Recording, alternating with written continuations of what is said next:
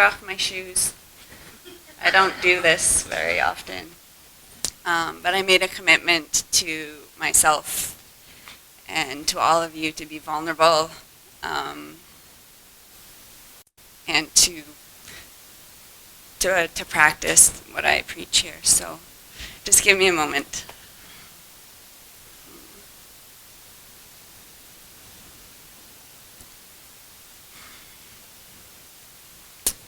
It's not easy, I don't think, for any of us to just land and always be in a place of love. I have a confession to make. I was creating product for the international competition. It would have had to have arrived in Toronto today, and I failed. I was initially working on a product that had pig's blood in it, and for religious reasons, I had decided, even though I started making that product about 2 years ago, and I was testing it in the market, and people were coming back and asking me for that product for 2 years. I made the product, and I just sat with it, and I was just like, I can't, for many reasons, submit it. So Wednesday night at 11 p.m., I would have had to submit the chocolates. On Thursday morning, I decided I was going to create something new, which is fine because midnight is the perfect time for me to start my creative process. And so I was getting myself into the zone, and to me, what that looked like in this rushed state was putting argan oil, massaging it in my hair. I lit a candle, I put on some music, and I was trying to tap into this emotion and this feeling of divinity that I've experienced from being in interaction with one particular person. And so scratching this like delicious but not not a product that I wanted to offer, pig's blood. I almost feel like I should explain that a little bit more. I may, depending on how the time goes, but we'll just hold off on that right now. I instead decided that I was going to evoke these feelings so that way I could create a product that had the essence of divinity. The problem was I was rushed. I was pushing, and I was trying. And in my successful products that I've made, they've always come from a place of flow, just being in a zone. So yeah, this is going to be a confessional today. I was also, and then, so that one I just had to scratch because it was just like, it wasn't perfect enough. And then I made 2 other products, so it's like probably 8 in the morning, and I still was not happy. So I am a living example of failure, but through love and support of other people, and the mantra, never give up, never surrender, always move forward. I'm here today without chocolate in my hands to give you because it's not good enough for you. That, just so you guys know, that is really, really, really hard because I love giving.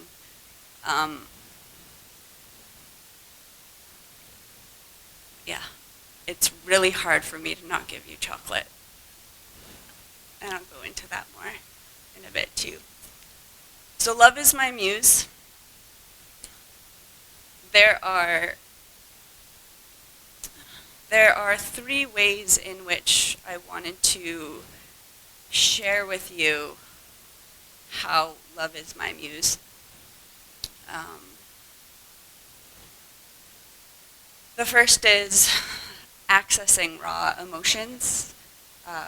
Emotions to me are a catalyst for creativity. I started Hoff Chocolate from a place of deep grief and mourning. I was in a relationship with someone for 5 years, and even while I broke it off, it was still just heart-wrenching. And so what I did that afterwards was, again, probably midnight, candles, wine, music. I was making chocolate, and I was just making it for myself. I wasn't a business at the time, but I was just loving myself, and I was there in the moment, and I came up with this rose and lemon chocolate just for me. But I made too much. I shared it with my colleagues at the time, who then told me that I needed to start a business. I didn't believe them because, anyone is pretty happy when they get free chocolate, right? I'm sure that's why all of you guys came today. But yeah, I've always had this knowing that an entrepreneur was in my bones, and so I thought it would be a good starting point. Like I said, I didn't believe that particular person, but then I submitted this rose and lemon chocolate into the national competition and came second best. I still thought it was a fluke. So then I hustled and I started to work for Bernard Callebaut, and I studied at the École Chocolat because I didn't want to be seen as a fraud. Even with all that, the next year I submitted some more product that was made from my by scratch creation before I learned all of these new techniques. Where was I going with that? Raw emotion. Regardless of all the training that I took, it was really just connecting in with my heart and allowing myself to feel the feelings and go with it. That was really connecting in with love, connecting in, getting into that place, using anger, using grief. That's a place where I really access my flavors.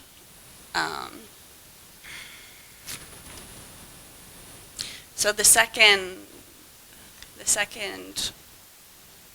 part of love being my muse is loving myself and having high standards for myself and always striving to be better and never giving up.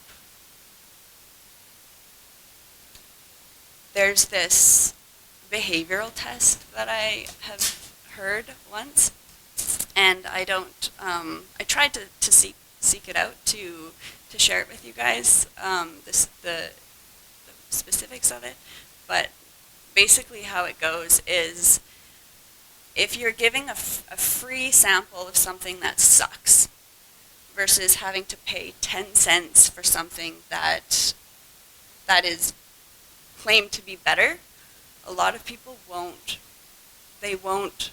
pay that 10 cents for something that is said to be better, and instead they will actually take something that sucks. And I share that example because I was planning on coming here today. Like, the chocolates are in my car. And I'm telling you, this product is not good. It's not an award winner. I'm not happy with it. Here, do you want some? And you guys would have taken it. And I'm sure it's probably better than most of the chocolate that is found in a grocery store and whatnot. But I am here to continue growing into the best and only giving the best, and I want to give you guys that as well, and I want to encourage and inspire people to hold high standards for themselves, and I find this to be the best way. Good, I'm feeling this is important. This is the best way that I can love myself, and I think it's the best way that I can run a business. Because if my standards are this high for myself, and so I will only eat and make chocolate that is deserving of this temple, this, I only want to have the best experiences, then I'm seeking out the best chocolate. I start beekeeping so that the honey comes from my own hive, so there's more nutritional value in it. I garden to grow kale and spinach, which then dehydrates and then ground into powder, so that way the decorative colorings on these chocolates, they are from real flowers and herbs. And I include things like spirulina to create for nutritional value.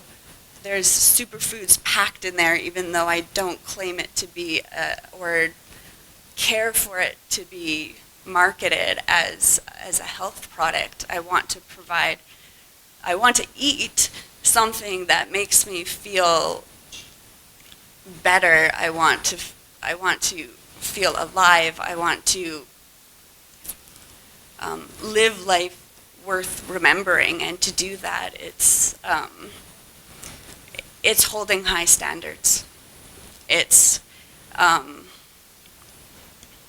not accepting mediocre. It's not saying, yes, I'll eat this crappy thing because it's free. And so this is how these are the values that I hold, and it really is hard sometimes because there's all of the chocolate companies. I'm creating a product. I'm working with a product that's basically sugar for the most part. It's not considered necessarily a healthy, but, and it's so easy, especially once I learned all these techniques, to be able to create chocolates that have this consistency, and there's so much that you can work with when you use sugar. And I do sometimes, there's a point for it, but again, it just comes back down to, if I were, am I comfortable eating this product every day? And no, I'm not comfortable having artificial flavors every day. No, I'm not comfortable having sugar every day. Honey, okay. So anyways, that's the biggest ramble on just, and I'm hoping with that I'm encouraging everybody to just not take the free sample if it's not a hell yes, and to really just go up here for yourself, because it's a way of self-love, self-respect. I'm really inspired by this Italian luxury fashion designer. His name is Brunello, I might be not pronouncing, Cucinelli? Thank you. And the reason why he inspires me is because he's not just creating cashmere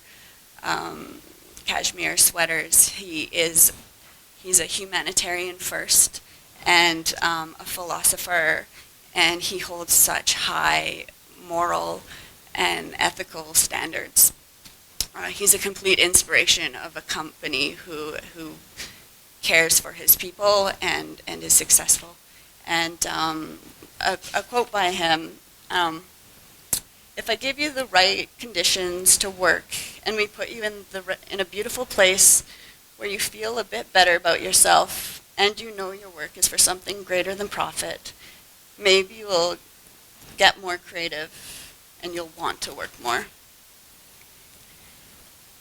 And what I take from that, or where I go with that, is if I create standards for myself and I create a product that is this high, I've already explained kind of where I'm going with that, and I come from a place of love, and I care about the workers that the chocolate comes from in these different this different regions, and I care about your health, and that you consume something or you're gifted something that is packaged so intentionally and of beauty, then maybe, just maybe, you will also start to hold those standards for yourself. Maybe you will start to think about giving to others from that place of love and of that place of intention. So the third piece, love is my muse. I've talked about the difficulty of getting in. At the very beginning, even I'm saying that I was trying to access it. I was putting that argan oil in my hair, but it does require some surrendering. And at some point, we do land. And when I'm in here, and I think about what drives me, it's not making chocolate. It's not feeding people sugar. What drives me and what I'm most proud of is working with the YWCA, being part of their fundraising event, raising money for women. I put on something called a Run for Chocolate, and what that was is it was okay, so it's like a city run, and I'm planning on doing it annually once I get to that place. But it was last year was the first time, and so every couple of kilometers you would get some chocolate. It's just like your city run where it's like a 5K, 10K, etc. We just did a mini one first, and the best feedback that I got was, I don't run, but I would run for chocolate, right? And so I was inspiring people to get out and be physical, because chocolate will do that for people.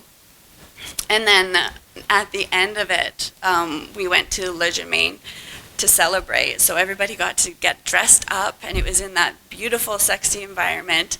And we had a wine and chocolate pairing event. It was absolutely stunning aesthetically, and the people were just having the best time ever. And that to me is what drives me, is creating these experiences for people. I'm also really proud and honored, really. My chocolates are sold at Arts Commons during the theater intermission. And that, again, I'm very selective about where the products are being sold and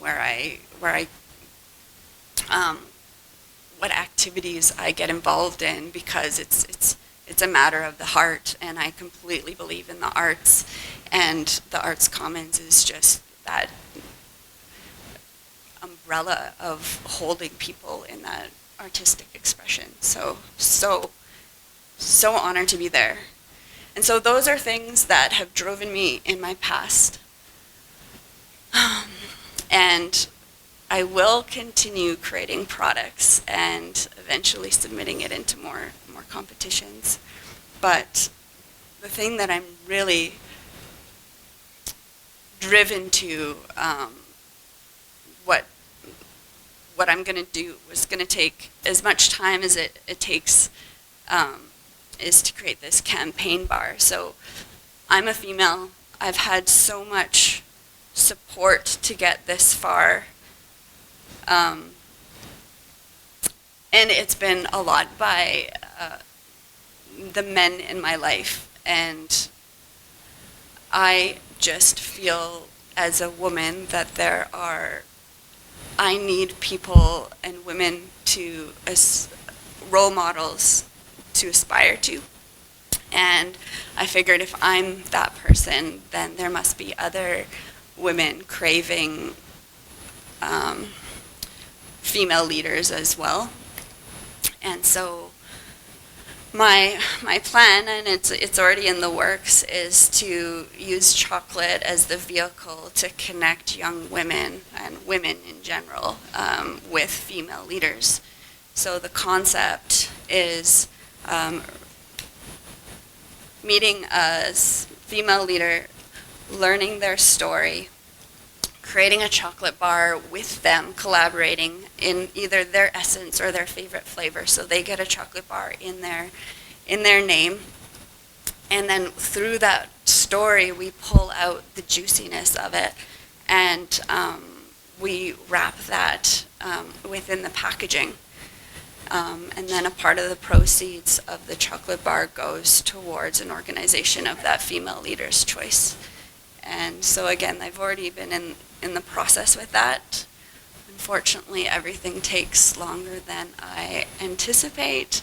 So I don't know when that is coming out, but I can tell you, if I didn't make chocolate more than just about chocolate, I wouldn't be doing it.